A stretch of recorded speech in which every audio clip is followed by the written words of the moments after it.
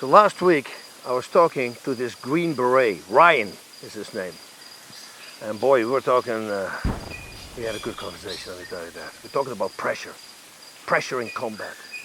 And he kind of compared our combat, like mixed martial arts or any fighter, with the combat that they have.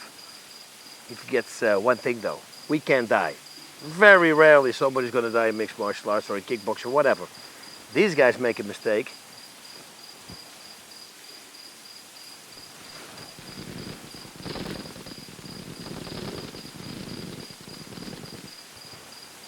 Anyway, I'm about to interview Ryan, okay? And I wanted to get into character because I wanted to feel what he feels.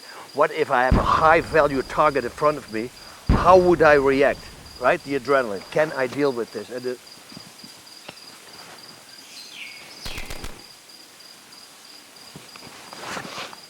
oh shoot!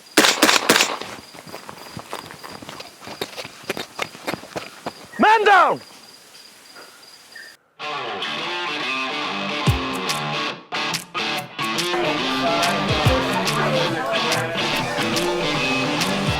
You scared me, I scared you. I was like, push your guy away. No testing before.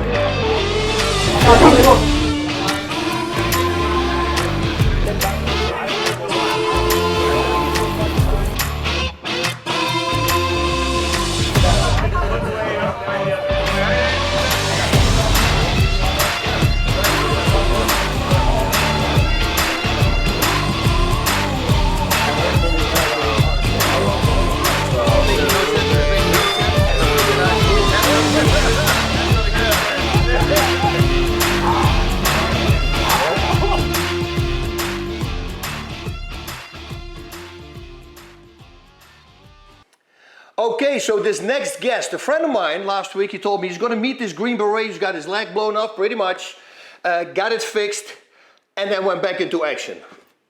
I go, oh, I want to come with you. I mean, that's an interesting guy. Would love to interview that guy. And boy, I read his book, Ryan Hendrickson, Tip of the Spear, and immediately I said, that's what she said. And he started laughing because he says, yeah, a lot of my friends are doing exactly the same what you're doing, Bas. So imagine this. This is, guys, an IED, a person who looks for IEDs, improvised explosive devices. So it's a very dangerous job. He's the first guy out, so he might get shot the first. Or if he finds an IED to complete the wrong way, that's a problem. And as you already noticed, that happened in 2010, but then about 27 surgeries later and 2 years, he's decided to get back into action. So with that said, I'm going to ask him, interview him, and welcome to the show. Ladies and gentlemen, Ryan Hendrickson. Ryan, how are you? Oh, yeah. Man, it's awesome. I appreciate you guys having me on. This is awesome. Dude, it's like I said, when I talked to Jason, you know, the guy who set that up, that interview between us, it's an amazing story. And then when I start reading your book, I mean, we have a lot of similarities if you think about it. You know, you got bullied, you always tried to prove yourself, your parents always taught you to make the money yourself, then, you know, you found something that you were passionate at, that because your life was lost, it was all over the place. That was with me too, and suddenly for you the military came, for me it was there, for me mixed martial arts came around. Even our ages, I think you were 31 when you became a Green Beret, and I was 30 when I became the first time world champion. You see, so there's a lot of similarities that we have. We're going to talk about it, but let's first talk about what kind of kid were you growing up? So I don't know. That's as far as growing up, there was never one area that I could call home because we were moving around so much. And at that time, I mean, it wasn't really that out of the normal, but if you didn't have a lot of, you know, our family, we were poor. And so it was just constantly moving around, and school after school after school. But I stayed in one town for about 5 years, and it's Lowell, Oregon. And so that's where I call my hometown, is because that's where I've been the longest. But if I look at where I live now in Pace, Florida, I've been here since about 2006 off and on with the military. So technically, I think Florida's Pace, Florida's my hometown, but I consider Lowell, Oregon, that's where, you know, I grew up at, just because we'd moved around so much. And yeah, that's kind of the go and tell for a lot of people back then. So. Yeah. Do you, you were bullied, and it was because you guys were poor, right? I was bullied because I had a skin disease, but it's the same effect, you know. You start to resent the world, and you start to speak up, and I guess you were in a lot of street fights, or I guess school fights. So I did get bullied a lot for being poor, and that's kind of where I learned, you know, the schoolyard fighting. I'm not by any stretch a trained fighter, but I learned how to, basically do the talking with my fists or whatnot in school, just because you can only get bullied so much until there is that, that breaking point, which it used to kind of be a normal thing in schools. But unfortunately now we kind of see, what's happening when bullies get pushed to, or when people get pushed too far in schools. We don't, there's not a lot of dealing with it, with a fist fight anymore. Yep. It's a little extreme. Yeah, I had the same thing. I always tell the people, you have to watch out, the bullies. I mean, because I was the guy who made a list from all the guys who bullied me. And as soon as I got my fighting skills, I went after that list. And every single person I was crossing off. And there were guys who were sitting literally and say, please, boss, I don't even remember me saying it. I go, well, I do remember. I'm very sorry. And I would knock them out, because I was very vengeful. So nowadays, when you see these school shootings, and I condone these things, of course, it's the worst thing, but I can understand it. I mean, because it's years and years and years. It didn't happen with me until I had my fighting skills. And suddenly when you have them, you're going to speak up. Well, you're going to speak with your fists, of course, and then you're going to solve the problem. So not a right way to do it, but hey, it's a very understandable way of doing it. Yeah, I mean, once I was introduced to wrestling, things changed a little bit, because now all of a sudden I found something that I was good at. My passion was football, but I was just trash. Just running around the field, just smacking people for no reason. Yeah. And I could rack up 100 yards and penalties a game easily. But just trash. But that was my passion. But wrestling, it was just something that you did in my town. You wrestled if you were in this town. And if I would have actually, I guess, enjoyed it, then I probably could have gone quite a few places. But the fact of the matter is I didn't really care for it. It's just what you had to do in our town. And now I look back, and some of the greatest life lessons that I have is from the wrestling room. Some of the greatest, our wrestling coach is one of the greatest mentors, I have in my life. And it's because there's so many life skills that you do learn through wrestling. And that's just my opinion. But I look back now and it's like, man, if you would have actually tried, you could have actually done something. But yeah. Well, look at you. Look what you did, becoming a Green Beret. I mean, I read in the book, you start off with like 400 guys, and they got all filtered out, 55 are left, and from the 55, I believe it was 23 or 24 actually made the cut. Well, that's pushing through it. In karate, you have this saying, osu. You hear that a lot. A lot of people say os. It's not. It's O-S-U, osu. And it actually stands for a lot of things that we believe in. It comes from oshi, which means push, and shinobu means endure. To push and to endure. And those two words together, they made it into osu. That's why you see always that greeting among karatekas. It's kind of the hoorah that you have with the Marines, or however everybody's expressing themselves. But that simple word, osu, comes pretty much back to every tough job, I always say. Yeah.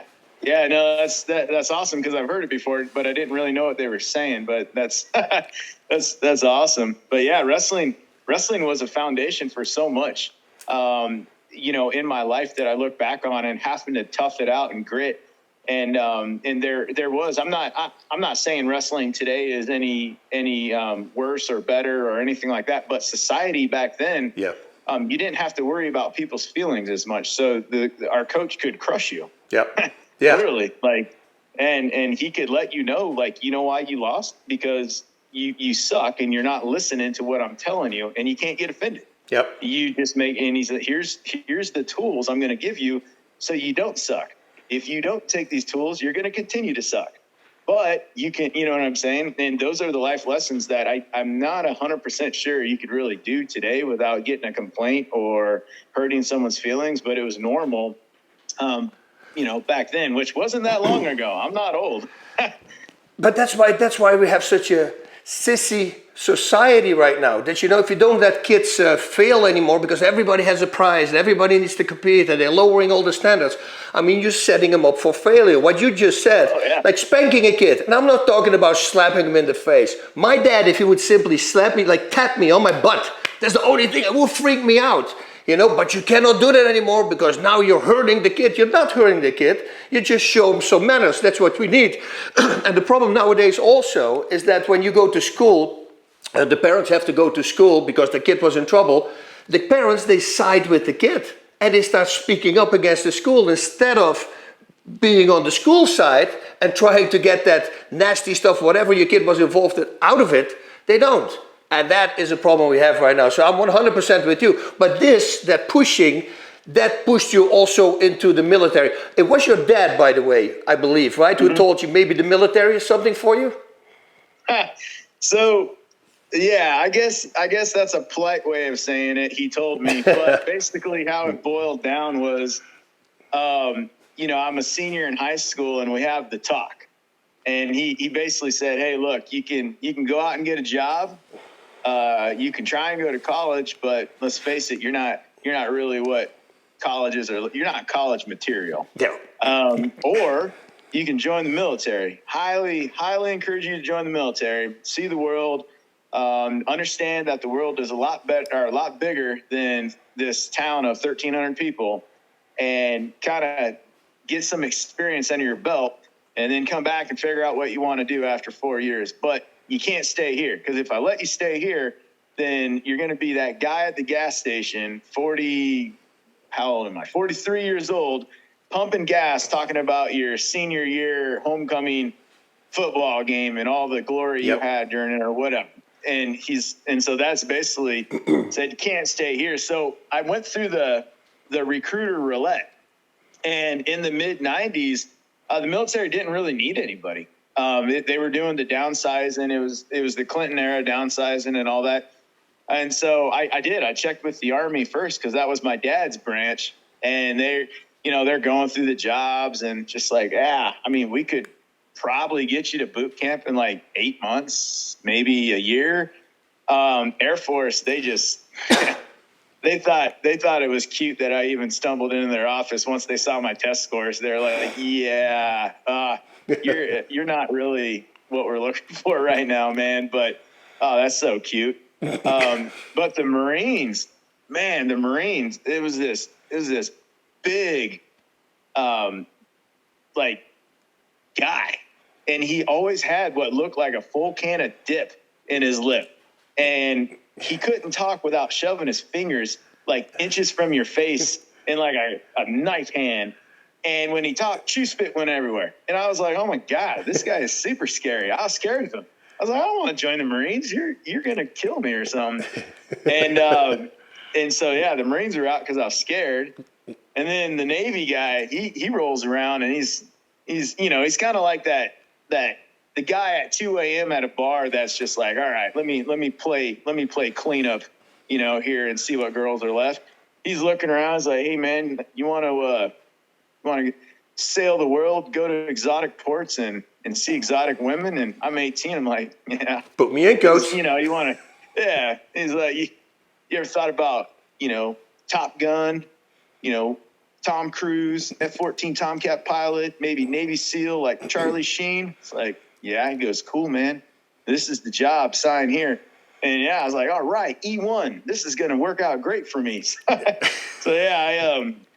that's how I ended up in the Navy, and leaving my small town, which turned out to be an absolute blessing, because the Navy at that time, we weren't at war.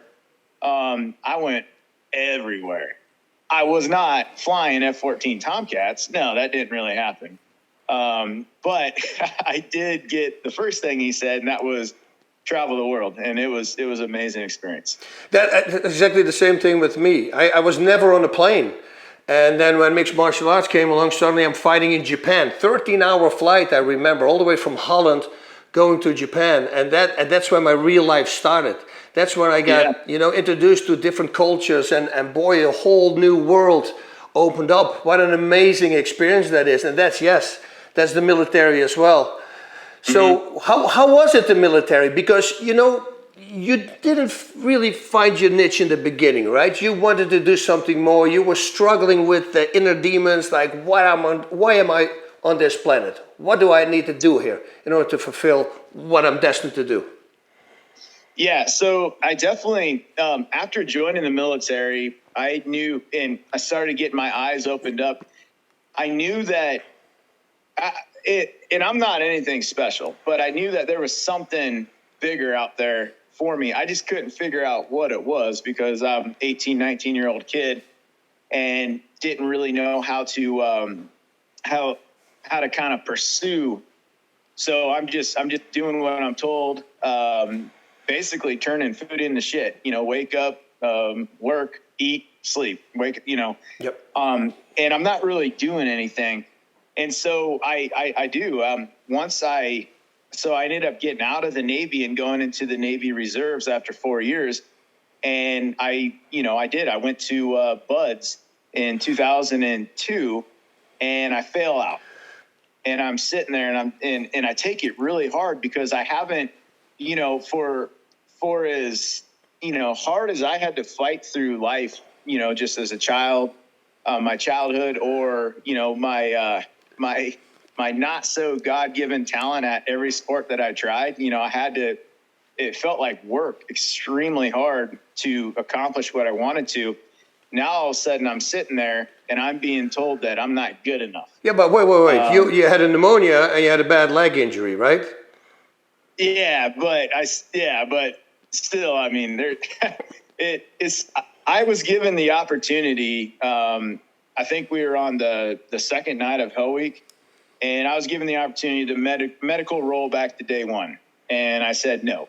So I gave up on myself. Okay. And that was the first time when I looked back, and I was like, wow, you gave up on yourself. Why did you? And so I was battling a lot of those a lot of those insecurities of why did I do that? Why did I choose this path? Why wasn't I good enough? And all this other stuff, which strangely enough, those choices that I made there came back to actually benefit me when I was going through special forces. Because instead of, once I finally got over myself and quit and understood that I'm not as important as I think I am, and I am not, I am turning myself, and this is self-induced victimization. Yep. I'm feeling sorry for myself and I'm being a little bitch is what's going on because, oh, poor me, I didn't make the cut. Well, guess what? A lot of guys don't make the cut. Get over yourself and move on with life. Oh, by the way, use that failure as a lessons learned to make yourself stronger. Once I finally figured that out, then all of a sudden everything clicked, and then my career went the way that it went. But yeah, for a while I was just like, poor me, why me, and all this other stuff because, I didn't make it through a program that is extremely hard to make it through. So. Yeah, but that's human nature. We all do that, right? Point the fingers anywhere else except ourselves. Yeah. But once you take a deep look inside and you realize, hey, I'm the fault here, and maybe I should toughen up a little bit. But exactly what you said, I already wanted to say that. It's like the universe has a different way of dealing with things. Everything will be given to you in the way it should be. And look what happened. So how did you get in there? Because there was a special rule or something that regular people suddenly could go and try out for the Green Berets?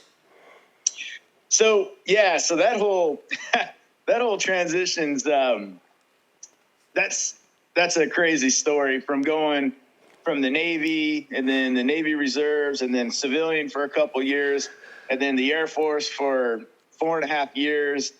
A nasty divorce, walking into the Air Force Personnel Administration office, seeing a poster on the wall about transitioning from the Air Force to the Army, and then walking up to the guidance counselor or the career counselor, and asking about the poster. And then 3 weeks later, I'm on my way to Fort Benning trying to figure out what in the hell I just did. But yes, there's an MOS, and I think it's still available, and it's called 18 X-ray, where if you meet, these certain requirements and you're at this certain age, you can come in off the street, and basically you go through infantry basic, airborne school, and then you go through the X-ray course, which is a ball buster in its own, then selection, then the Q course. And this is all saying that you proceed through these phases. There's a bit of a washout rate, but yes, a big one. There is as there should be. It's just the way it is. So. Yeah, but you because we don't want this is we want the guys who can really do it. I was already talking about it in the opening. If you start with a group of like 400 guys and you get down to 23, well, you got a really solid group. But how on earth did you decide to become 18C, the engineer? Looking for improvised explosive devices? That is not, the safest job you can get in the Army. So how that all came about was basically, my transition into the Army was I needed to make myself extremely busy so I wasn't dealing with life. And that was the divorce and everything else that just happened. And so the X-ray course, and as I'm going through, they asked, what MOS would you like to be? And the recruiting poster, which is great, or the video, it's like 18 Charlie, and the guy's putting in a charge, and boom, and big explosions. And I was like, I like big explosions. Yeah. This is going to be great. My only job in the world is going to be blowing things up. Aha. That's what the recruiting poster wants you to think. Yeah. And the videos. So I go into the 18 Charlie course, and we're doing demolitions and construction and all this other stuff, which is great. And it's on paper, the greatest job in Special Forces is the engineer. There's a couple caveats to that. Number one, as the engineer in a combat environment that likes to use IEDs and landmines and stuff like that, you're the subject matter expert for this. Well, in the course, we went through 2 days of IED and landmine removal instruction. Not really what you would consider an expert. And and then what I also didn't realize is the 18 Charlie on a Special Forces operational detachment is a glorified, extremely lethal supply guy. I was like, well, what are you talking about? They were like, oh, yeah, you got to do all the inventories and you have to make sure all the paperwork for all the equipment and you're signed for millions of dollars. And I was like, no, I just blow up. This is someone else's job. They're like, no, this is your job, stud. I was like, geez. So yes, you get the basic understanding, mine detectors, mine removal theory and stuff like that out of Big Army Handbook. But everything I learned with IEDs was through Afghans. Yep. Why? Because an Afghan can look up a road and point out every spot where an IED's at. It's like, how do you know? And he goes, I'm Afghan. I've lived in this village my entire life. I can tell you if this rock has been moved, and it's been moved. So there's an IED there and there and there. But I learned a lot of my techniques with IEDs from Afghans that have lived in that environment their entire lives, and they've dealt with the Russian landmine situation. So I learned about landmines and Russian techniques from our Afghan counterparts. And all I did was, the key to success with anything, I think, is understanding that you're a human being and the person that you're talking to is a human being, and you're not better than them. They're not better than you.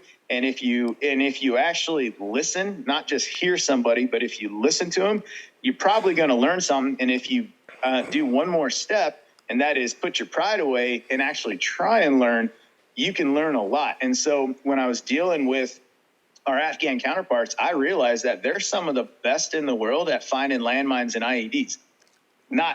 They don't always have the best technique, like walking out there with a pickaxe and just starting to go to town on the ground. I'm like, hey, man, okay, you know what you're doing. But they're some of the best in the world at finding IEDs. And so all I did was became this sponge for them, not necessarily to teach, but for them to mentor me. And that's what I got. I mean, I found. But you talk about it. You said once you put your pride to the side, and I talk to a lot of fighters like that, because as fighters and as military guys and everybody, we believe that we're better than everybody else. There's something about us that makes us believe that, and sometimes we need to have this in order to prepare for certain things. So I understand that. But I tell my students the same thing. Once you learn how to deal with constructive criticism, because you don't want to take it. Somebody tells you something, or you should do the armbar like this, boss. I go, I got it. You know, how do you know better than I do? But once you submit to that and you just start listening, like you said, you know, that's when you really start growing in what you want to do. But it's a hard thing to overcome, right? I mean, to just let your pride go and listen to other people. Somehow it's a weird thing. Yeah, it definitely is, because pride bites a lot of special operators in the ass. Yep. It really does, because you feel like being wrong or failing is a weakness. And that was another thing that I learned from, just being a little bitch about failing out of buds, was the fact that you can learn a lot from failure. Yep. Matter of fact, some of the most successful people in the world have failed constantly, but they don't. But they use those failures as guidance and lessons learned to finally, succeed. And so that's one thing that's really hard in our community, is people misinterpret failure. Yep. And it's automatically linked to a negative. You're not good enough. You're not this. You let everyone down and all this other stuff. When it's actually, failing could be one of the most constructive tools out there, because if you don't know what it's like to fail, then you're not going to be able to fully succeed. You won't understand success without failure. 100%. I had this with fighting. They always ask me, I see these fighters who after a loss, they're crushed. They're crying in the dressing room. I never had that. I partied as hard as what I said. Okay, lesson learned. If let's say I got caught by a lag lock. Well, if I'm going to get caught again by that same lag lock, yeah, I'm an idiot.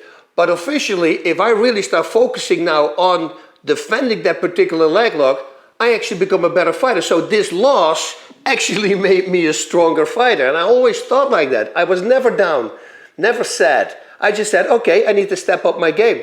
And this is how you get better. So yeah, that's a big one. You see, that's another correlation. We were talking about that when we were at the bar. Also, the pressure, the amount of pressure that you have. And I want to talk about that now, because for me, the very first time that I fought, it's very easy to fight in a nice and safe environment, right? In the gym.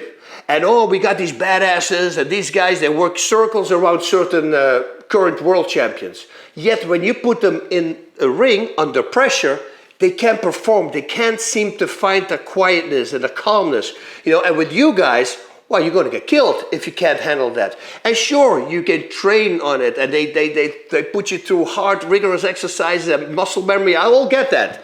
But you know as well as I do, everything is up in the mind. And when the mind decides not to go, you're not going to go. So my first fight was a very ugly fight. I won by knockout, body kick to the liver.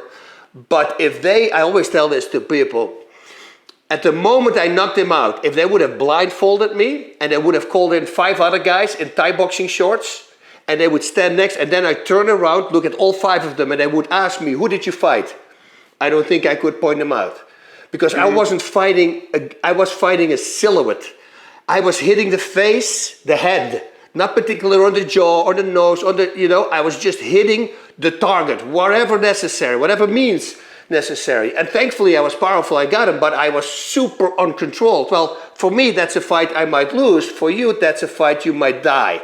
So let's talk about that, your very first one, because I already read when you went over the Helmand River, you know, you had to build like an improvised floating device to bring your whole team over. And that was pretty much the very first assignment you had. So there was a lot of pressure on you. And then you're also going through your mind, what happens? How am I going to react once they start firing? Because you don't know yet. So, yeah, so up to that point, we had been, to the mission you're talking about, we had been in firefights daily. And my first fight that I got into where it was actual, someone's trying to kill you. That's a very weird realization, because you go through this range of emotions. And if people haven't been, I guess, experienced that 7.62 cracking over your head or an RPG hitting the wall by you, you ask some pretty dumb questions like, why are you trying to hurt me? What did I do to you? Oh, that's right. Yeah. But that's the thing is your mind, you're trying to rationalize the fact that somebody wants to take your life, because that's on a whole nother, that's a level that is, it's very hard to compute in your mind, because there's not a lot of people in the world that are going to have to answer the question of what would I do if someone's trying to kill me. And men have been going to war for hundreds of years to answer that one question. What will I do when someone's trying to kill me? How will I react when someone's trying to kill me? And I did, just through our training, because I've heard before that you can't train fight or flight. Yep. But I believe you can. And the Army and probably mixed martial arts also, I don't know that much about it, but they break you down to a level to where all you are is a shell of a man. You have no sleep, you haven't eaten, you're cold, you're wet, you're the very basic shell. And then you start to train. And people are like, well, why would you train when you can't even, think about anything? It's like, because you're training the fight. Yep. Instead of the flight. Yep. And you're training your muscle memory, because one thing that I did that I learned, and I noticed this in fights too, that, when I was so nervous, I'm about ready to get in a fist fight, and I'm super nervous and my hands are shaking, stuff like that, because I'm not a controlled fighter. I don't do it professionally. So my adrenaline overrides my body. But then you get to this point when you get hit, or that first punt, when you hit him first, all of a sudden everything, it goes into slow motion, and I don't really know who you are. I don't, like, you're just a silhouette at that point in time, and the adrenaline has taken over. And then at the end of the fight, if somebody was to say, go step by step through what you did, I can't. Yep. Well, a firefight is the exact same thing. You can, once those rounds start, especially in ambush, holy cow. But once those rounds and that noise and that surprise and that adrenaline spike, and then you just hit muscle memory, first muscle memory, incoming, you hit the ground, or rounds are coming in, you hit the ground, you find out distance and direction, and you start to return fire, while hopefully communicating with the rest of the team, hey, this is distance, direction, fire superiority, and you move on from there. But that adrenaline override, I can't tell you why. Yep. I can't tell you, what exactly happened in that first initial adrenaline spike. All I know is that we got engaged, and I returned this amount of fire because I have this many empty mags, and apparently the enemy's dead, because we were able to, now I'm starting to pick myself up and figuring out what happened. But that's when you start to, guys, inherently you start questioning, because you want to know, like, wow, that was pretty badass, but I don't remember what happened. Hey man, what did you see? Hey man, what was good? So you start to formulate your opinion on the incident that just took place from your buddies and the outsiders and the people that were also there, but they're giving you their opinion on how the fight went down. Because if it's a good enough fight, you're probably not going to remember very much of it. Yeah, and you were talking about, you just mentioned when you hear the bullets fly, so there's a sound and there's a crack sound, and you said the crack sound Is the sound that means they're very close to your head? Yeah, yeah, that's a horrible feeling. Yeah, that means they see you, and they at least have you iron sighted, and they're starting to put rounds downrange, and it's a horrible feeling. And one of your first firefights, you were in an RG-33. That's like a mine vehicle, right? And they start shooting at you with bulletproof windows, but the windows started slowly but surely giving out, right? It's like the force field you see in a spaceship. You go like, okay, we can't get hit a lot because it's almost coming through. And it was a very close call, right? Yeah, that's when I realized the power behind a Dishka and the Dishka rounds. And we took 2 direct hits to our front windshield with a Dishka round. And it's basically, I know there's probably some gun nuts that are listening.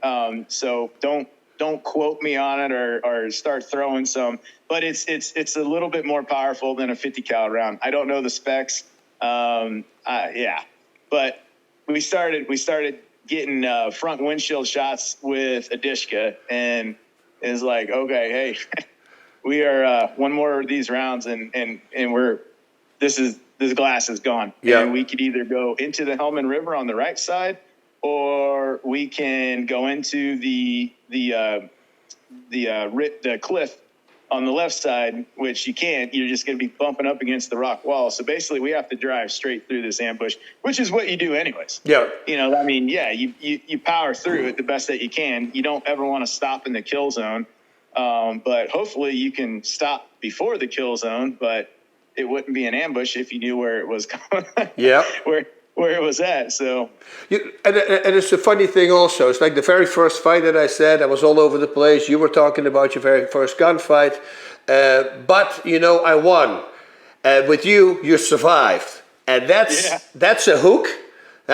Now you're addicted kind of to that feeling, right? With all the fighters also, when they win the first fight, it's like, okay, I really like this feeling. And you talked about it in your book. You had the same thing. And you were like, whoa, it makes you feel alive at a whole new level.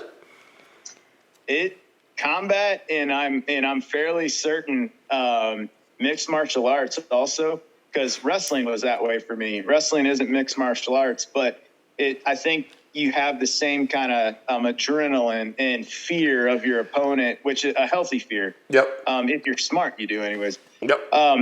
But that adrenaline rush is dangerous. Yep. Because it's addicting, and you survived, and then you start to see what else you can survive, and as you continue to survive these close calls, like I if there was ever this technology out there that they could laser point every single round during a firefight, I would say that a majority of us we're living our life by inches with the amount of rounds that's come in. But it's addicting because, I mean, the initial crack of an AK or a PKM or RPG or the IED, whatever sets off the firefight, and your adrenaline goes through the roof, and then it's almost.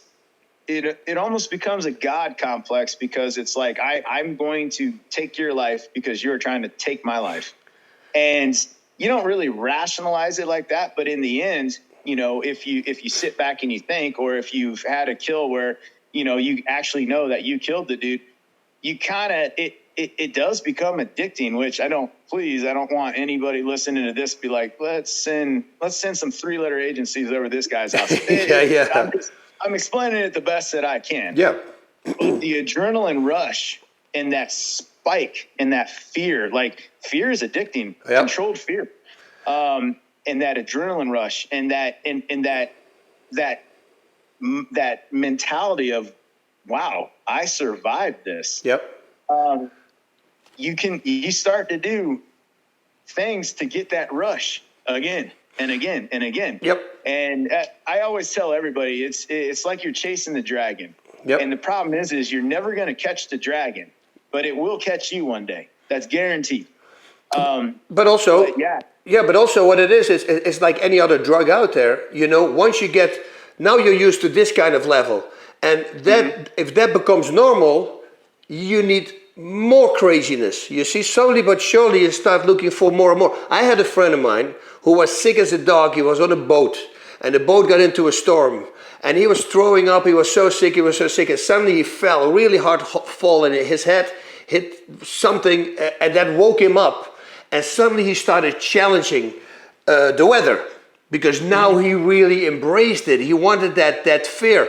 And man, after that boat trip, he's been going back a lot of times when there's bad weather, because he wanted to match it. It's almost like he's got he wants to die, you know? He's looking for that one thing that can get him higher than the very last time. And that's, of course, with you guys, that's extremely dangerous. Yeah, because, I mean, I think, yeah, as far as combat and wanting to get that next rush, that next fix, and a lot of people are going to listen and, man, that sounds like a drug addiction. It is. Yep. It is. But always chasing that next high, that next fight, that next, wow, I can't believe I survived this. Once those times go away, like currently in America right now, we are not in an armed conflict. There are guys that are dealing death all over the world. We know that. But we're not in an armed conflict. Afghanistan is over with. The problem now is the military, they train and they thrive off of training troops for battle, depending on this high, knowing that this high is going to continue to, push you for the next high, combat battle, which means you are going to fight the enemy, and our tactics are superior to yours. So we're going to kill the enemy, which is the overall objective. Now we have a problem because we don't have a war that guys, because we'll be honest, guys is like a lot of soft dudes. And I would say the majority is soft. We all look forward to that next combat deployment. Yeah. Why? Because that's the next chance that I get to prove myself. Yep. Well, now we don't have that. And so the next thing that takes over is alcohol or drugs something like that. And the suicide rate amongst veterans right now, I don't think we've even seen a smidgen of the crisis that we're about ready to, once Afghanistan actually sinks in to a lot of veterans that this is it. It's done.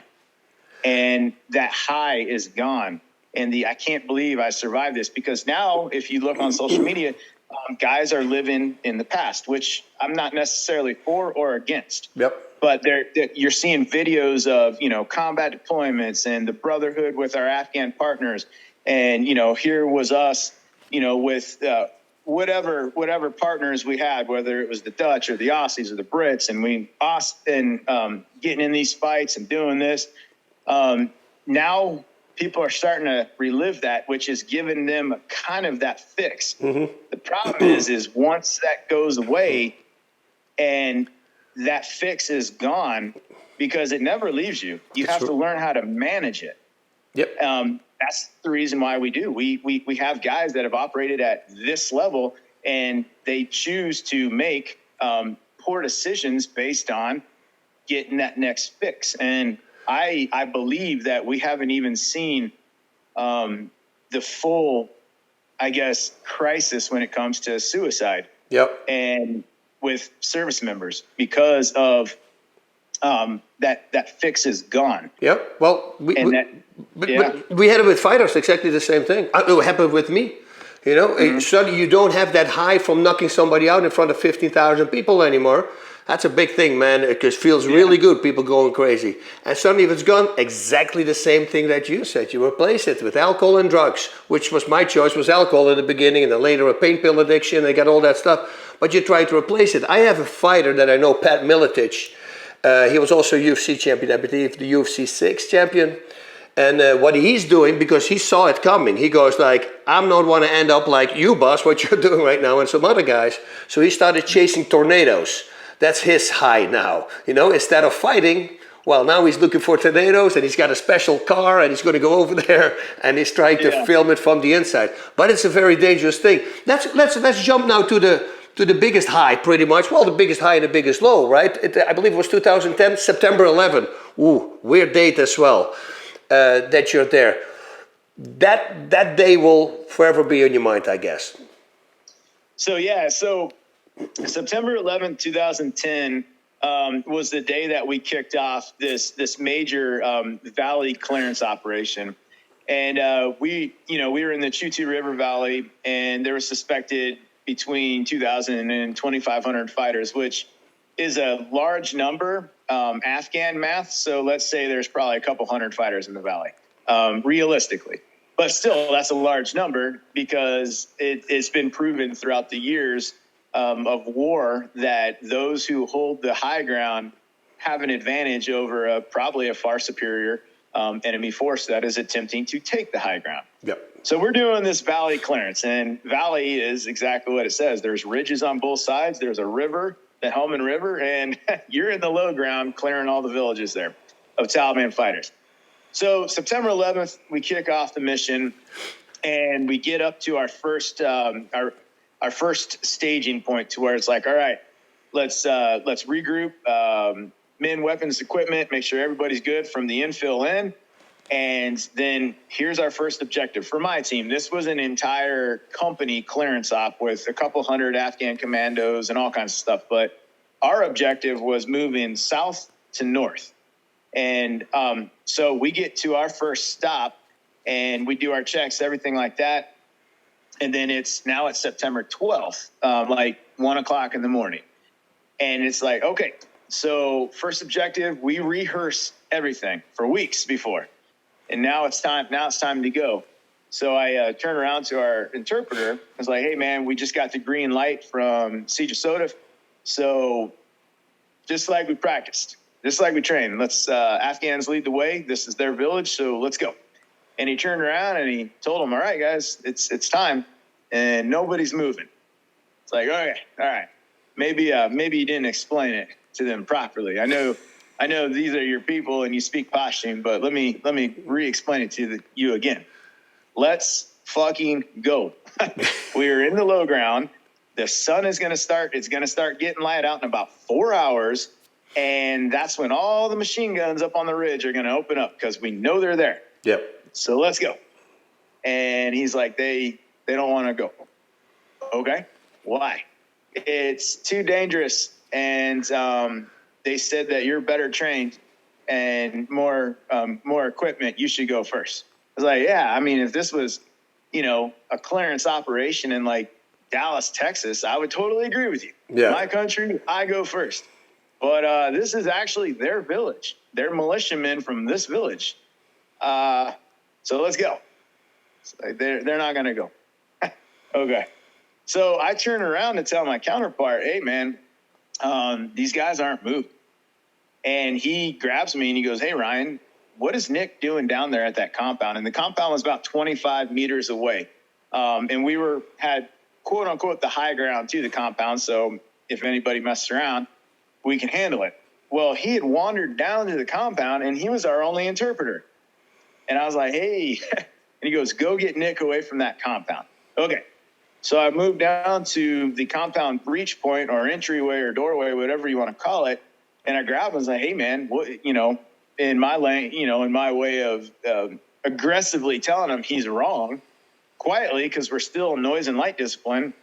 I pull him away from the breach point and I tell him to move back to our position. And then I cover his withdrawal, because as of right now, beyond that doorway, we don't know what's inside that compound. It was a breach point that led into a large courtyard, which then you have different mud huts inside the courtyard. Well, we don't know what's in there, so you do what you're trained to do, and basic training is I cover his movement back to the high ground, and then I move back.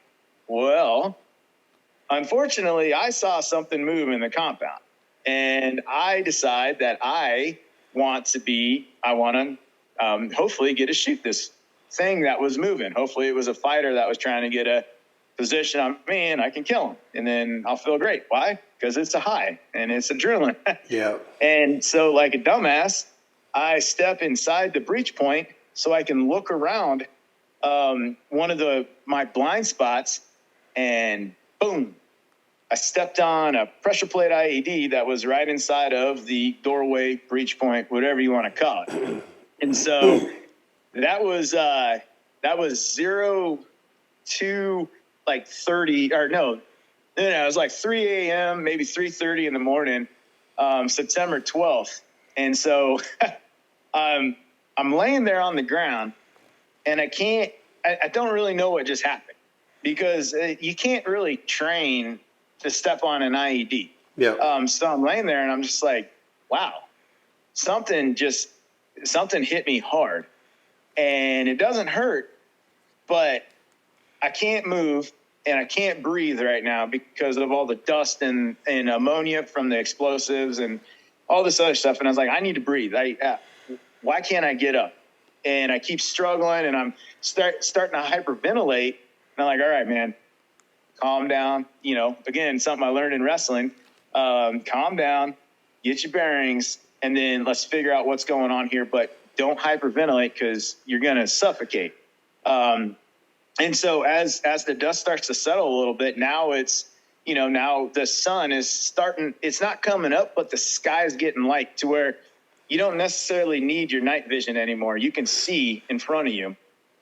And as the dust starts to settle a little bit, I look down and I see my boot at a 90-degree angle to my leg. And so it still doesn't hit me. And I'm not, like, for the listeners out there, I'm dumb. So it takes me a minute.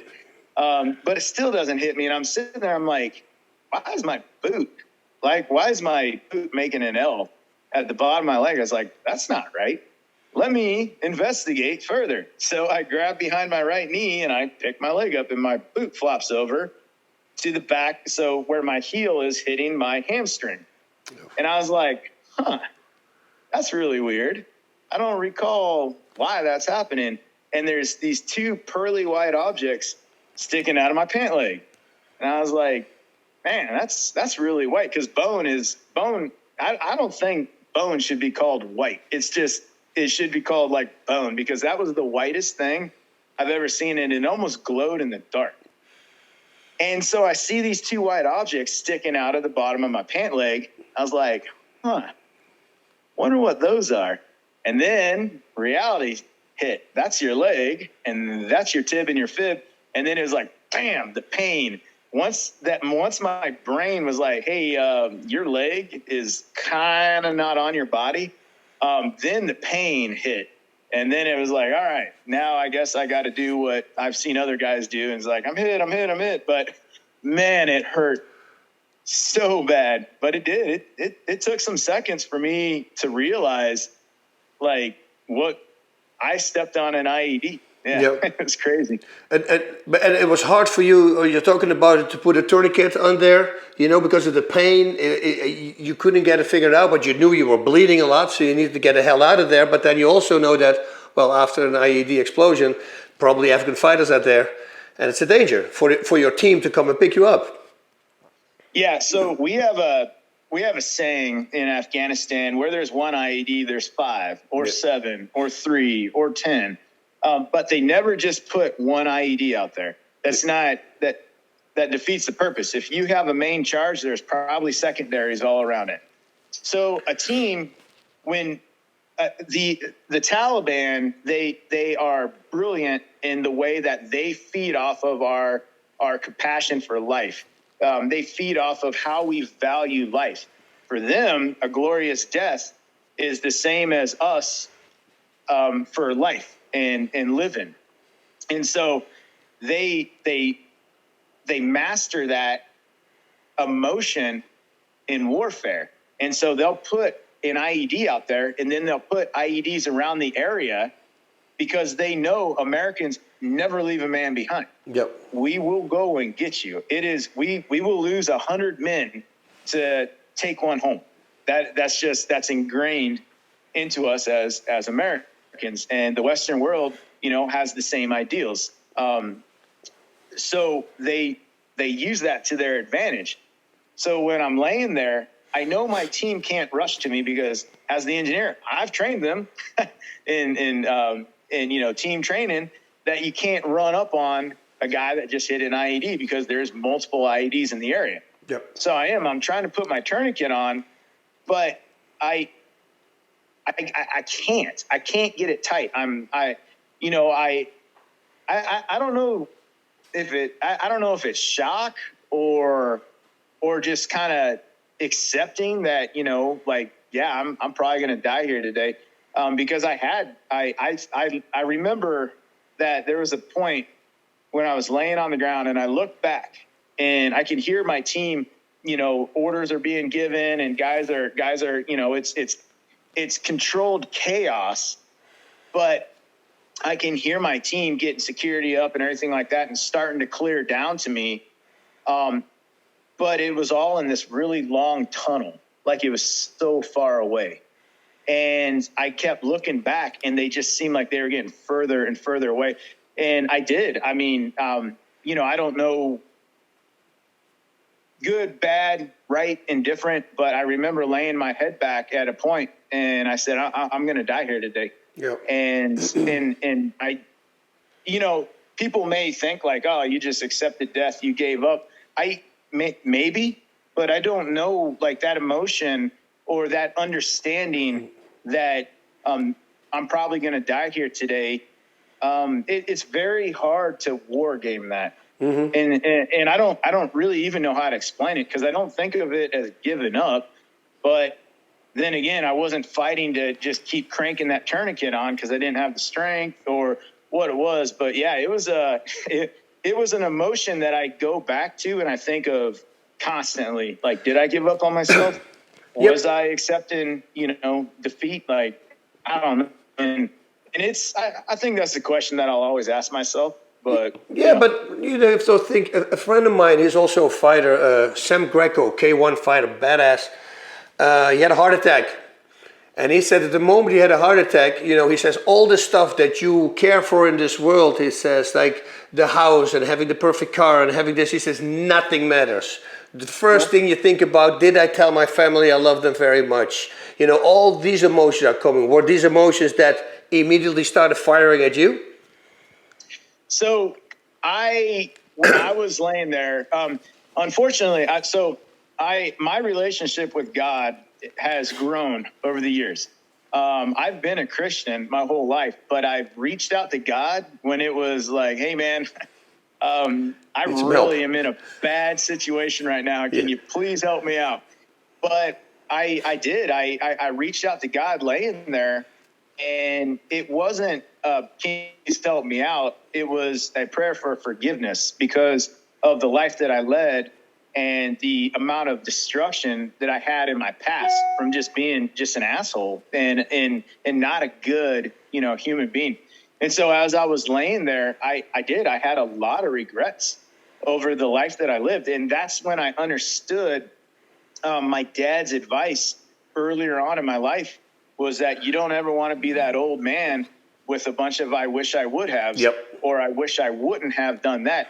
And laying there on the river that day, it hit me. I was like, wow, I'm not a good person. Yep. And I do, like, for people listening and whatnot, I don't shove religion down people's throat, but I do believe that God allowed me to hit that IED and allowed me to expire twice at the, I'm horrible with my rolls. I think it was like a roll 2 or whatever. I don't know, roll 3. But medical facility when I got medevaced out. But he allowed all that because I think, and just in the way my mind works, God's like, hey, look, man, all right, you're fucking up and you're not listening to me. Yeah. This is gonna suck really bad, but I have to do this because you're not listening to me.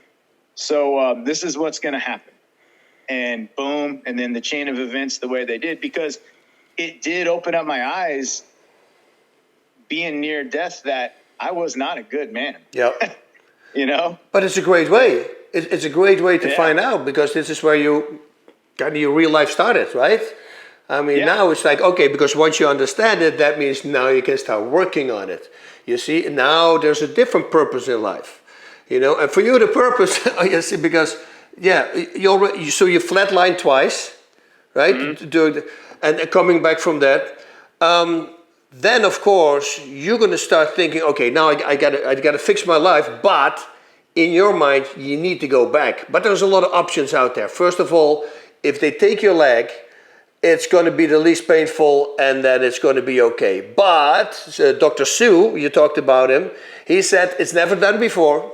You know, we might save it. It's like a 15% chance, but it's going to hurt incredible. And then your answer, of course, was, well, you know, if it's the first one, I like to be that very first person to try it out. So let's talk about that.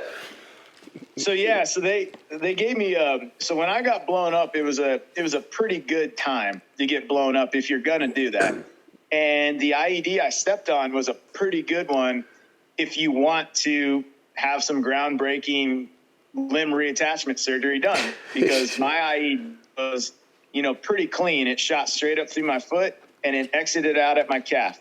My doctor told me, Dr. Shu told me, the only reason really why they amputate is tissue damage. He said, I can fix any bone. I was like, okay. And my IED was pretty clean. So, you know, I got to, you know, Taliban hooked me up on that one, which I appreciated. Good, clean IED there. But, so when I got to Brooks Army Medical Center, that's when I actually started to grow, you know, as a man, as a Christian. But I went back to that whole victimization, entitlement mindset, which I talk about this a lot because I really feel that our country is suffering from an entitled victimization catastrophe right now. 100%. But what happened was this range of emotions hit me in the hospital. So when I finally got to sit back and dissect what had happened, I became entitled to my injury. Well, I did this for your freedoms and I got blown. I almost lost my life for this and this. So I started to become entitled to this injury that in 2010, everyone was getting injured. But I started to become entitled.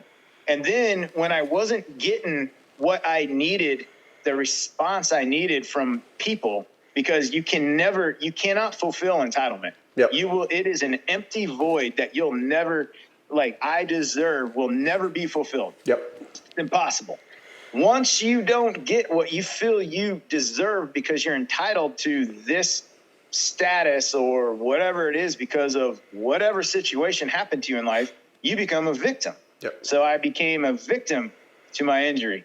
And I went down the poor me, feeling sorry for myself role because people, like, I wasn't getting that entitled void in my life filled of what I thought I deserved because of what I thought I was. And my dad had a conversation with me. He said, look, you know, the injury, we got to have a talk. So the injury you have is bad. No one's going to deny that. As dark as it seems right now, and you know, as much pain as you're in right now, he's like, it seems bad, but we have to have a talk because you're heading down a path that I know all too well. He said, the way I look at it is you have two choices. The first choice is you can let this injury become you. You can become this injury. You'll no longer be Ryan Hendrickson. You will be this injury. And what's going to happen is this injury is going to take you over, and you're going to start to, and you're going to feel you deserve a certain, you know, whatever it is because of this injury. And once you don't get what you feel you're entitled to because it's impossible, you'll never get it. They'll never be able to quench the entitlement thirst. It's impossible. You're going to become a victim to it. And as your victimization mindset takes a hold of you because of this injury, you're going to push everybody away from you when you don't get what you feel that you deserve because of your entitlement. And as you push everybody away from you and you seclude yourself, you're going to start, you're going to make bad decisions, usually with alcohol or whatnot, which is why a lot of the 22 a day is there right now, because guys seclude themselves. Individuals seclude themselves after they've pushed everybody away because you don't understand what I'm going through and nobody can help me. And that's when bad decisions start to get made. And that's also, in my opinion, it's a big reason for the 22 a day. Yep. Or he said, your second option is you got the golden ticket. You may not see it right now, but you have the reset button. Most men will never get this in life. You can go back. You remember all that stuff that you were thinking when you were laying there thinking you were going to die? Well, you can change all that. God gave you a reset button. You can use this injury to make yourself a stronger man. You can use this injury to renew your relationship with God. He said, oh, by the way, you can use this injury to help others.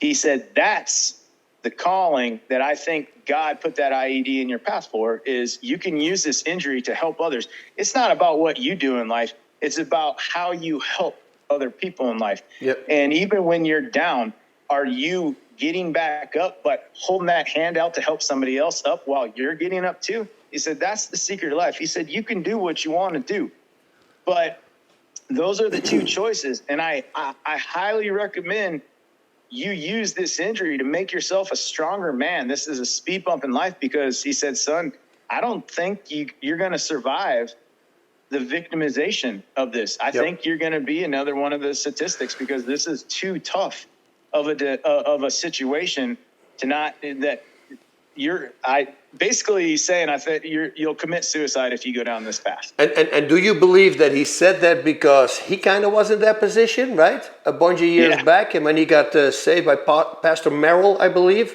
who just out of the blue, but that was also, he had some demons, and he got saved at that moment. He thought, oh man, I see the same path for my son right now. You think he spoke from that experience? He did. He spoke from the experience of becoming the Vietnam vet. And I have a hard time saying that, because the way a lot of these veteran Vietnam vets were treated when they came home was wrong. Absolutely wrong. But he, and this is from his words, not mine, but he said, I became that entitled Vietnam vet. You don't know what I've been through. You don't know what I've seen. I did all this for you, ungrateful sons of bitches, and all this other stuff. And then he became victimized because he wasn't getting the response that he felt he deserved, because people didn't respect or understand or whatever it was, which they're not going to. Yep. And even, number one, they weren't there. But even if they were there, they weren't you. Yep. It's like, and so they're not going to understand. And then victimization takes hold to a point to where he very easily, and in my dad's case, very easily, because he had the shotgun and he had the whole plan in motion until God intervened, but could have been another suicide statistic for veterans because of the entitlement and victimization mindset. That is, it's so dangerous. It's so dangerous, but it's happening so much. So, but okay, so now you're in that situation. So was it directly your thought, okay, he's 100% right, I want to get back. That's my goal now, to get back, to see if you can overcome that. It's like when you lost a fight, the best thing is to schedule another fight, because that will probably get you out of it. And if it doesn't, if you lose the fight again, at least you tried, and if you're very honest with yourself, that should be okay. But for you to make that decision, once you lay there in bed, and the Dr. Sue gives you all the options, he says, okay, we can do it, but it's going to be skin grafting, it's going to be enormously painful. And it took, 26, 27 surgeries in total? How many? Yeah, 27. So how do you decide, after all that you say, hey, I want to jump back, I want to go, now I have a goal. I want to go back and do exactly the same job that I was doing. Because if you think about it, it's kind of crazy. Is it something because you felt you didn't finish it yet? This was your story? How do you build on it? Do you say, oh, I have to prove this for the world? This was proving to yourself? What was going on there? So a lot of that is I mean, a lot of it boils down to what my wrestling coach used to say is like, you're just too dumb to quit. It's like, okay. But there was a couple key incidents that happened. Number one, right after I got blown up, we can intercept the Taliban's communication because they only use an FM frequency. So we can intercept their comms and we can listen in on what they're saying. And when I stepped on that IED, they were on the radio cheering and playing that stupid celebration music that they do whenever they feel like they have this great victory. And so that was burned into my mind because I could listen to them celebrating.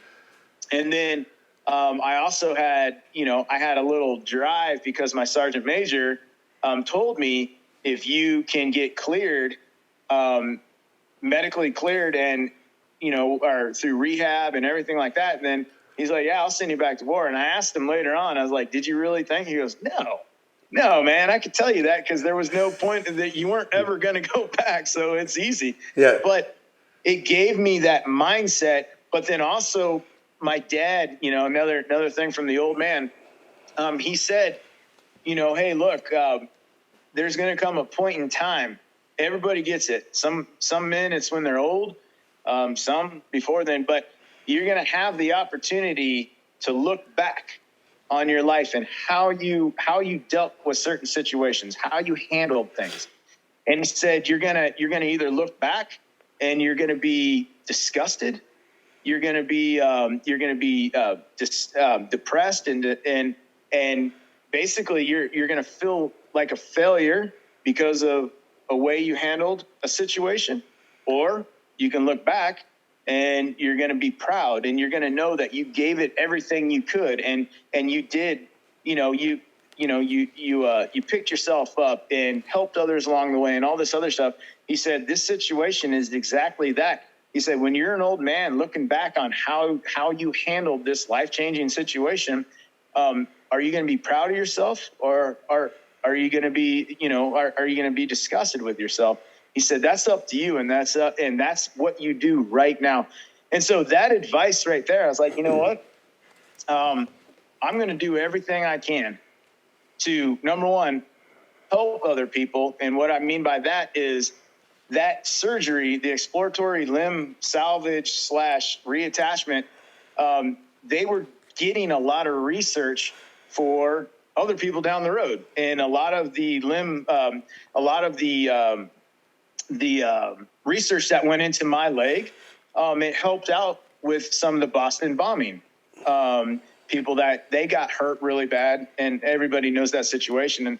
And anyways, so number one is if it succeeds, 15% chance, but if it succeeds, it's going to help a lot of people. Yep. Okay, great.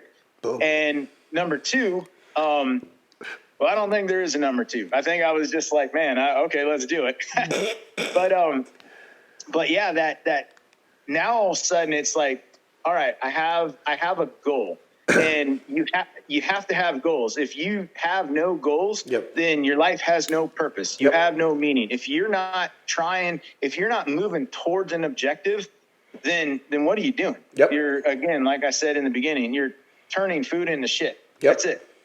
And life is running you. You are not running life.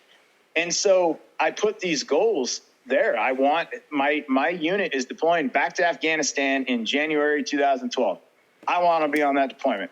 Everybody, except for Dr. Shu and Johnny, my physical therapist, everyone's like, hey man, you need to manage expectations because it's not going to happen.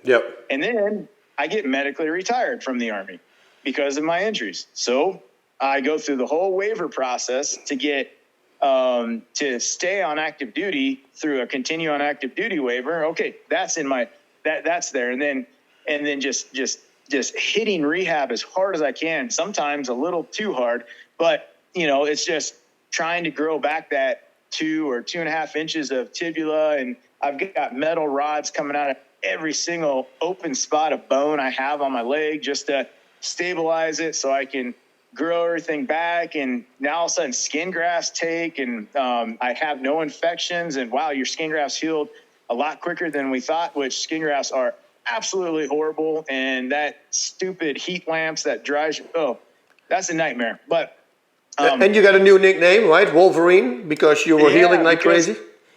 because I'm healing like crazy, and I'm healing fast. And so what all of a sudden is looking like 2 years in the X fix, which is that bird cage with all the rods going in your leg.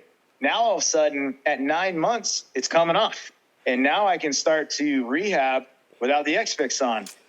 And next thing you know, it's November 2011, and I'm cleared to return to my unit with a couple caveats. I'm non-deployable, and I'm on a dead man's profile, which means I can sit at a desk and do administration work for the rest of my time. Yeah. But as with everything in life, it's all about taking opportunities when they present itself and or kind of scamming the system a little bit. Yeah. I heard that. And so I get released back to 7th Group. Now it's November 2010, or I'm sorry, 11, and I'm going back to 7th Special Forces Group. And so I know my unit is deploying in January. I don't want to make a big stink and put myself on the radar as non-deployable while my unit's still here. So what I'm going to do is, I'm going to, show back up to work, do my job. I'll get in, kind of stay low. And then once the unit deploys, the element that's left back in the rear, they don't know who I am. Yep. And so now all I need is a group to basically bless off that I'm deployable. How do I do that? Well, we had this facility, this program called the Thor 3 program. Yep. And they take trainers from everywhere. We had a hockey physical fitness coach there. We had Paul. He was Tito Ortiz, athletic trainer. We had physical therapists, occupational therapists, all these people that are there to return soldiers to the fight, whether it's an injury or you got wounded or anything. But this, the government has spent this amount of money on these individuals. We need to get them better and get them back to a team. Yep. So I was like, oh, this is perfect. I get blessed off by the Thor 3 program, which says I'm good to go back to an ODA, then I can deploy. That's how I war gamed it in my head. So I start the Thor 3 program, and it was brutal. It was brutal, especially Paul. Paul was him and I are close, but he ran us through what they, how they get fighters back with mixed martial arts and stuff like that, and it was horrible. I never experienced fitness on that level, but I got cleared, and March 2012. And then the team also, they didn't have an 18C guy yet, right? So it was something that was like almost like you will fit in right away. So how that kind of worked out was my plan worked out finally for once in my life the way I planned it out. So I went up to the the S1 or the administration office, like, hey, I got hurt. I didn't say injured. I got hurt. I went through Thor 3. I got cleared. Here's the letter from our group surgeon that I'm good to go back to a team. My company is in Afghanistan right now. And he's like, okay, name. And I was like, oh, they're going to know it now. Once they get my social security number, I'm screwed. And he goes, okay, yep, we got a flight. We got a C-17 heading out on March, whatever it was. So, yeah, that's your ride over there. I was like, so me, heading over. Nothing came up with anything non-deployable. Okay, sounds good.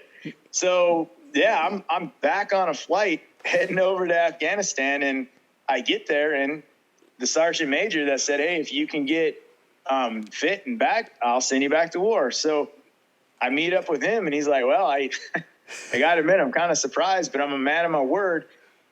This is 2012. He said, and we were taking a lot of casualties. And he said, hey, man, I hope you're ready for this, because where you're going is really bad. And so I got orders to head back to an ODA that was in Panjwai district, Kandahar province, which in 2012 was arguably the most IED'd area in Afghanistan.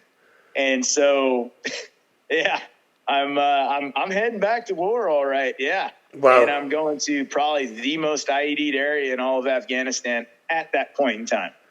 Wow, and then not only that, with that leg that you had, I mean, what I understand, it was you guys had to conquer this specific hill, like a very tough hill to get up. I mean, there were even guys who pretty much gave up doing Yeah. those are the sissies we were talking about before. They had no business of being there. I mean, once you start complaining and saying it to other people, I mean, this is not a good thing. You know, once you start saying that. But you just did it. Not only that, the person who couldn't carry their own stuff anymore, you started adding that stuff also to your stuff. And we're talking about now you're carrying 100 pounds extra with an injured leg. Well, of course, it's not injured anymore. It came back, but that's a real test. Yeah. So I knew that I had to convince, because there was going to be more deployments coming up.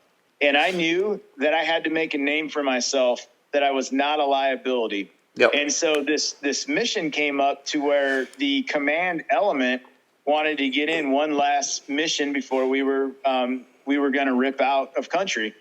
And so the battalion commander, battalion command sergeant major, I mean, there's just, everybody's there on this mission because they want to get in the mix too. And you're not really in the mix, but they want to get out, boots on the ground, and get in mission. So they needed an 18 Charlie, and I weaseled my way onto that mission because I knew that if I was going to ever put to bed that non-deployable rating that I had to do it right here. Yep. So the hilltop, as they call it, but this was no hill. This was horrible. It was literally, I think it was like 1,200, or hilltop 2,000. It was 2,000 feet in elevation gain in about a kilometer.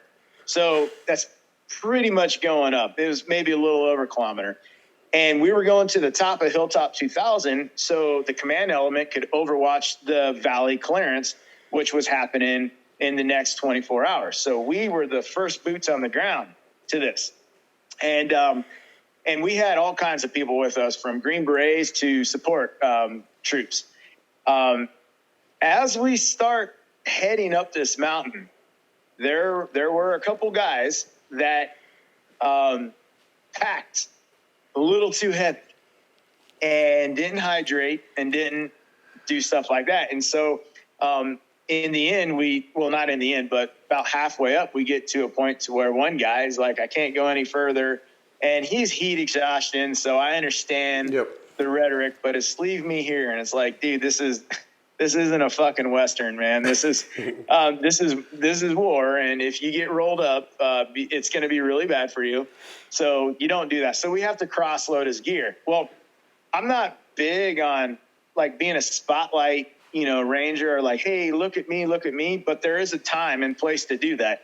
And I knew that command had to see me cross loading gear into my bag, and they know my injuries because I was asked extensively, are you sure you're good to be back here? I did. I kind of put myself in a position to where they could see that I'm loading down my bag too. My ruck, and continue moving on. And it did. And so that was the mission that it basically put to sleep any concerns of Ryan Hendrickson and his reattached limb and his non-deployable status that Big Army had. After that, I went back to Afghanistan 5 more times, and every trip they're like, who is non-deployable? What? Oh, it's just Ryan. No, he's fine. Yes, I know it says that. Trust me, he's good. Don't worry about Ryan. And so, but it was that mission, Hilltop 2000, that put all that aside. And it's not because I'm a beast. No. But I realized, and I learned it on that hilltop, and I learned it in wrestling, and I learned it, in BUDS and the Q course and selection, that your mind gives up before your body does. Your mind will tell you you're done, but that's a protective measure.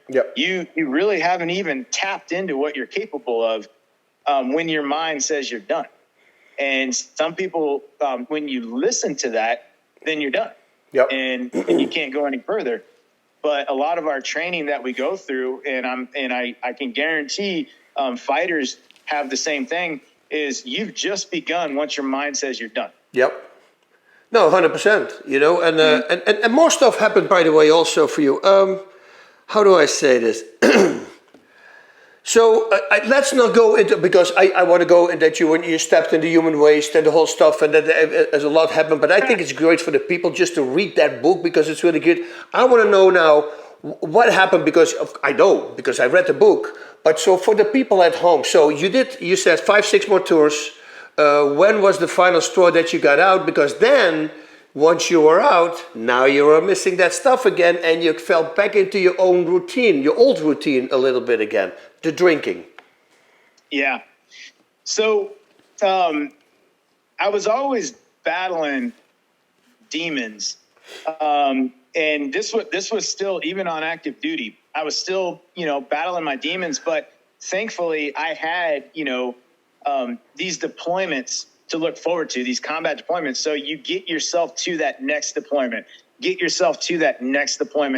and yeah, along the way, I mean, there was to kind of suppress a lot of the, I don't know if it's feelings or emotions or demons. Demons, 100%. I was using alcohol to suppress my demons to get me to that next deployment, to where I was back in what I understood. I was back in the fight. I was back, into normalcy. I wasn't at a grocery store wanting to rip this guy's head off because he's reading every single soup label can there is, and you can't get by him. Yep. And that's a dangerous mindset, and it kind of sounds funny, but it's very realistic. Yep. And so for me, it was always to get me to that next deployment. But alcohol became a pretty stable thing to suppress those demons instead of facing them and actually dealing with them, because I don't have time. Yep. And nor do I really care. I want to get to that next deployment where I'm normal, where I can be this animal. Once I'm there, or once you're in the cage, you can be that animal that you have to suppress when you're not in that environment. And it's very hard to do that. And so, alcohol became kind of, it was what would get me through to that next deployment. And it's, that's a dangerous mindset too. Dangerous mindset. But your wife, Dawn, who I met, a lovely lady, I mean, she kind of set you straight there, right? She's been you would say your rock in the relationship. Yeah. No, I mean, she definitely did. And there was a point in time, this was after the 2016 deployment, where, I was having, just kind of becoming a victim again of that deployment. Cause we had some bad stuff happen on that deployment. And, there was a couple fights where we lost, a lot of our partner force, which, is never a good day. Yep. But I came back with this entitled mindset that I didn't really know how to handle, because it was different. That 16 deployment was probably the bloodiest one I've been on. And I didn't know how to handle all that. So then again, I went back, I started to fall back into that. You don't understand. You're not, and blah, blah, blah. The list goes on. And my anger, I started seeing my temper get a lot worse, because, in the end, if it's a bar fight or something like that, okay, got it. But I started wanting to, hurt people because they were in my way. Yep. They were, I guess, impeding me from what whether it was the grocery store or someone driving too slow or something like that. And an incident happened where this guy cut me off, and I chased him all the way to his house, forgetting it's the state of Florida and everybody has handguns. And badass fighter or whatever, Green Beret, guess what? That 9mm round doesn't care. Yep. And then finally she starts screaming to get my attention. And I kind of come out of this I guess trance in front of this guy's house. And this guy had taken off sprinting inside his house, and I was going to go in the house after him, which would have completely ruined my career. Yep. I think they call that a home invasion. I don't know. But it's frowned upon. Yeah, it's frowned upon in most countries. But I realized, like, wow, I'm going down fast. Yep. Downward spiral extremely fast. And I need to get control over this. But I had that next deployment coming up in the 2017 trip because we did 3 back-to-backs. And so I start talking to our chaplain, and he and I tell him, and he's like, hey, yeah, have you really talked to anybody about it? I was like, I tried, but in the end, it's all just dead air. Like, you and I, we can sit there and we can have a beer and I can spill my guts to you. And then when you go home to your family and I go home to mine, what was really accomplished? Nothing. It's just dead air. Yep. And I was like, it's still there. I can't get it off. I can't talk it off of my chest or my conscience. I can't talk this off. I don't know how to do this. And he's like, well, have you ever thought about writing? I was like, no, I'm a dumbass farm boy. No, I haven't ever thought about writing. And he goes, well, there is, and I forgot, he had named some name, but it's an actual thing. It's writing therapy. And he's like, a lot of people benefit from it, man. Yep. He goes, just think about it or not. Well, the 2017 trip, I was getting to this point to where I was like, I need a release, and I can't, I can't talk this out. I can't, combat this out. Adrenaline's not, like, I need a release. And so I was like, yeah, let me just write a little something down. This is what's bothering me right now. And it was relieving. It felt amazing because I wasn't trying to make it disappear.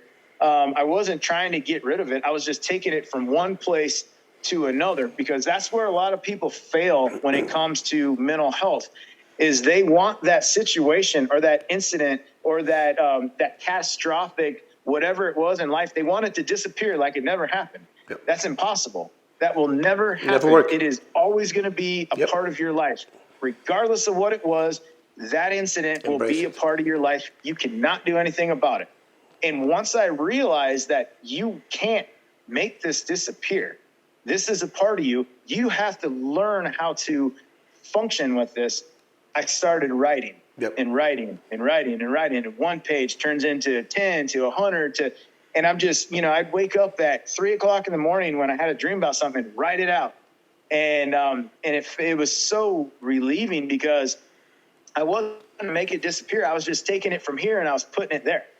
And I don't know what brain function that feeds or what chemical or I don't know, but it did it for me. And apparently it's a thing.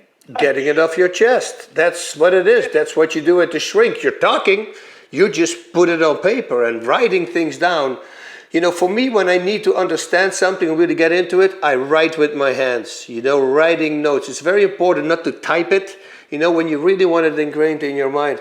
This is beautiful, man. There's so much similarities, and I'm so happy. Like, I'm doing these talks, for people, things to avoid, because I went through a lot of stuff myself as well. And, learning from your mistakes and how can I not make them anymore? And all the shots that I hit, all the points. I mean, your number in your book the whole time. You remember when I called you, I go, man, this is crazy. I'm reading your book. It's like we have so many similarities, but you learn from your mistakes. And look at what you're doing right now.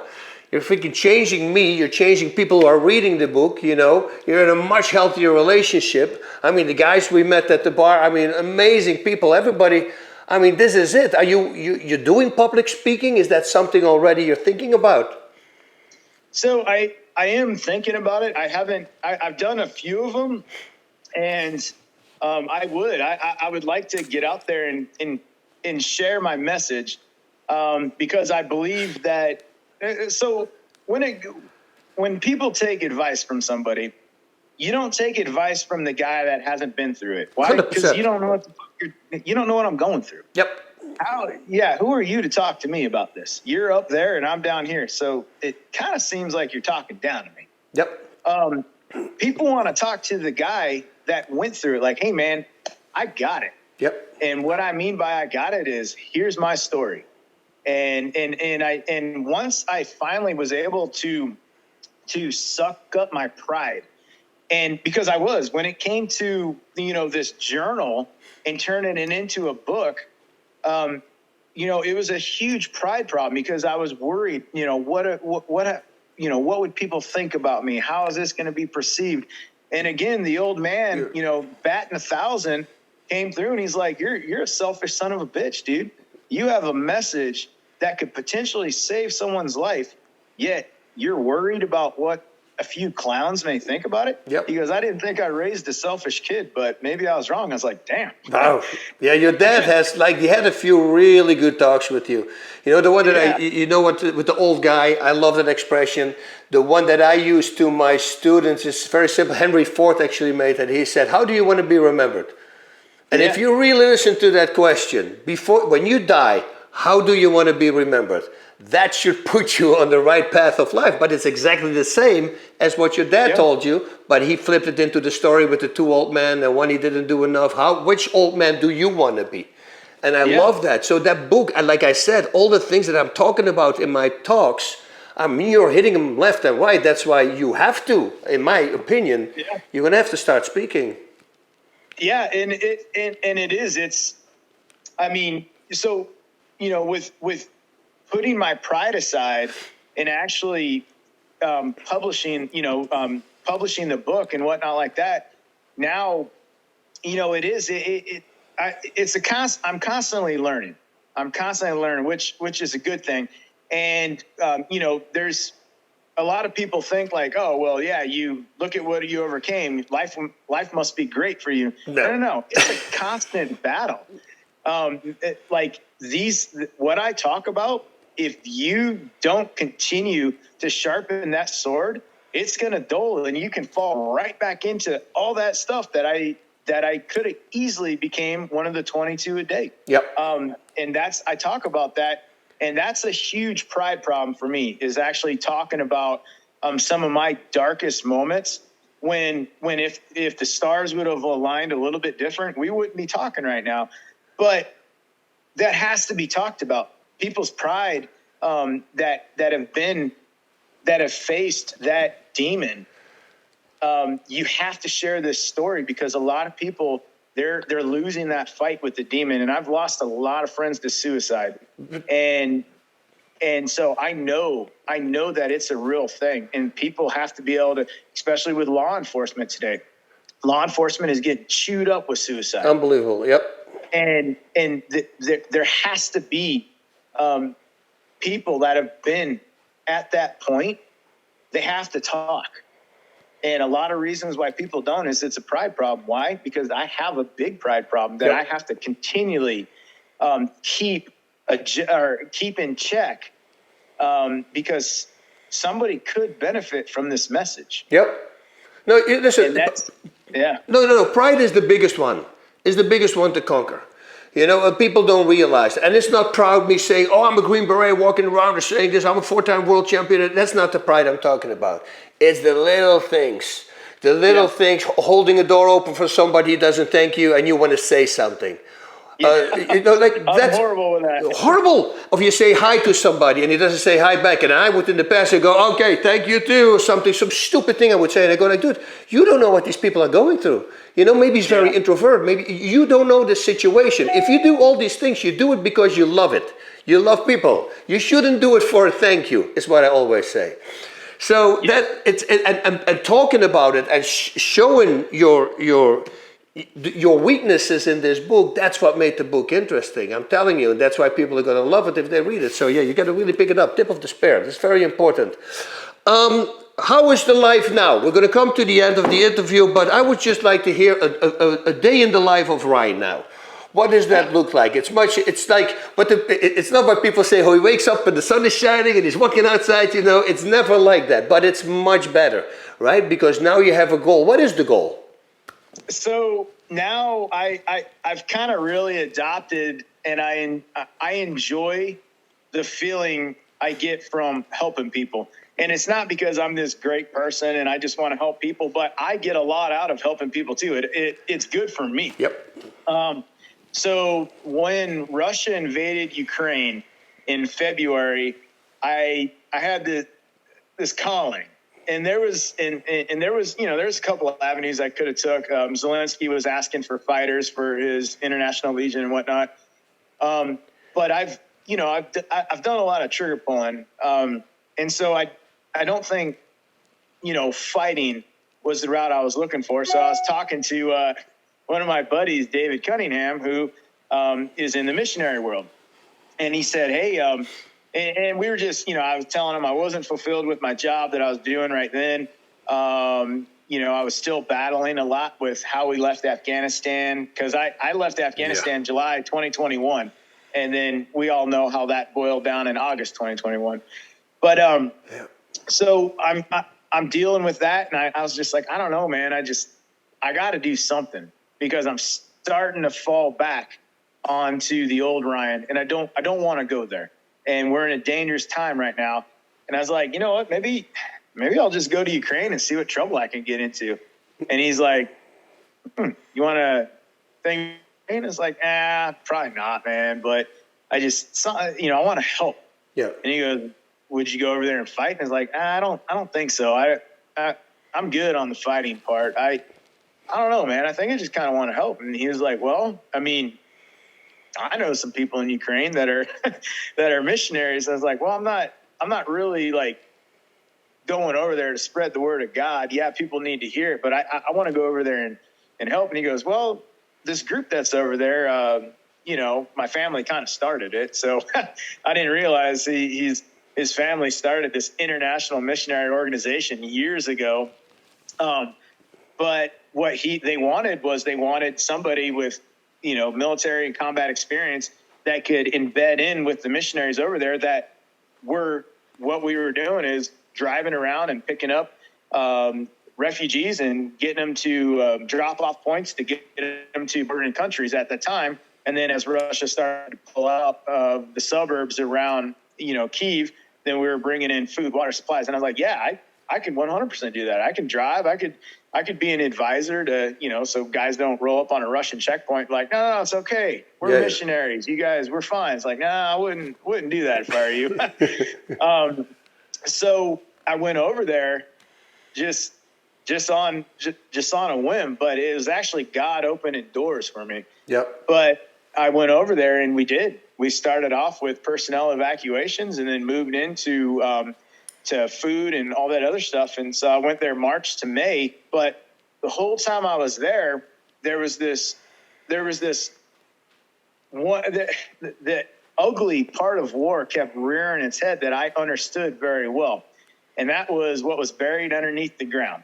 Landmines everywhere. And there was villages completely landmined because it was a defensive position for either Ukrainians or Russians or whoever it was. And they would pull out, but they didn't indicate on the map that it was a minefield here. So now villagers are hitting mines going back in. I was like, well, who's cleaning all this up? Like, well, the military doesn't have the numbers right now. They have some units, but the job is just too big. We don't have enough people. And I was like, okay, well, put me in, coach. This is kind of up my alley. I mean, and if nobody's shooting at me, I can find some landmines. If I don't have the pressure of getting shot in the face, I'm good. Yeah. And so I just started to formulate this plan. The 2 months that I was there, I was like, I'm going to go back, and I'm not only going to find mines, but I'm going to train people that want to learn. And I'm going to go out to these villages. I'm going to align with the Christian church over there and say, hey, where do you guys need help at? I'm going to, because I want to stay bipartisan. I don't want to be linked to either government, even though I do need the Ukrainian government's permission to go into areas and find mines and whatnot. But I want to, I'm doing it through my faith and a faith-based concept. And I'm going to go back in and train people up. I'm actually leaving in 3 days, train people up, and we're going to clear areas of landmines. And then hopefully this turns into kind of a movement, because I'm thinking about, Ukraine's not the only area in the world with a landmine, IED, booby trap, UXO issue. Wow. And there are demining organizations out there, but it wouldn't be a global crisis if there was enough to take care of the issue. So, I'm thinking about throwing my hat in the ring as far as like a faith-based nonprofit demining organization that we preach the word of God through our actions. Why are you here? Well, I'm glad you asked. But if you don't ask, then you're never really going to know. I'm not going to shove it down your throat. But if you want to know why I'm here, then we can talk. You thought you were out, but they pulled you right back in, right? Yeah, and it's that high of helping people. It's really cool. Again, it's addicting because it does so much for you too. It really is. And I have the same thing. I have hundreds of emails that I wrote to parents with kids who have the same skin disease and the same things, the diseases that I had as a kid.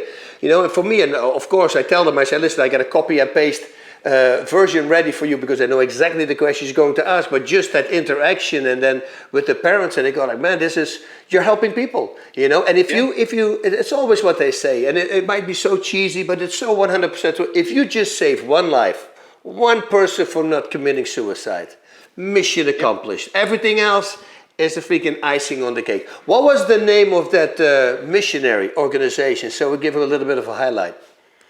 So it's called YWAM, and it's called Youth with a Mission, which sounds like a bunch of kids, and that's what I thought it was going to be. But then I got out there and I was like, oh, you guys are, why is it called Youth with a Mission? And it was like, that's just what my dad came up with back in the 60s. And I was like, okay. Yeah. So, when he was a kid. Good. Yeah. So. Right on, Ryan. Hey, listen, thank you so much for doing this interview. We covered a lot, and it's I on purpose didn't touch on a bunch of stuff from the book because I want the people to read the book. I think it's very important that you go and get this book because it's a help book. It will help you. It will fulfill you, and all the things, the struggles that you have. We all have the same struggles, only a little bit different. But the attachment and the way you handle it and the way you attack it, it's all the same stuff. In whatever profession you are. He just happens to be in a really crazy submission, this guy right here.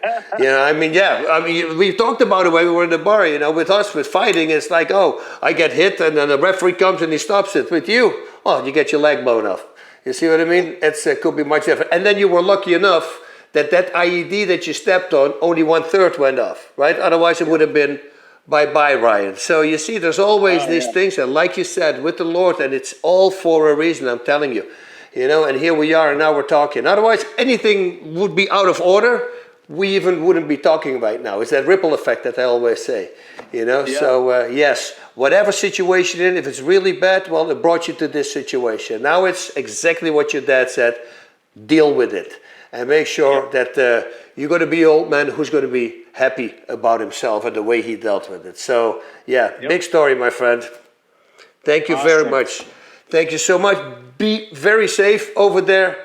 I'm a little worried when you start saying that you want to look for mines again, but like you said already, it's without the shooting, it's much easier, I hope. But you got the metal detectors and all that kind of stuff, but I'm pretty sure there's mines out there now that metal detectors don't work on. Have to be. Right, so be safe, my friend. I say hi to Don, and then hopefully see you soon again. I might be in Florida a few times. I will tell you about it. It's a karate combat. It's an organization. It's full contact karate that I do over there. So if you are going to be in town, I will let you know, and then come in as one of the VIP guys. Yeah, that's awesome, definitely. And if not, I'll be heading back down your way anyway, or over your way, I guess it would be. We'll definitely meet up again, and I'll keep you posted on the content that I take, because I think everyone needs to know. So I'll be doing a lot of videos of removing mines and going from there. So right on, brother. Godspeed. Oh shoot! You see, there we got the karate scene, to push and to endure. Godspeed. All right.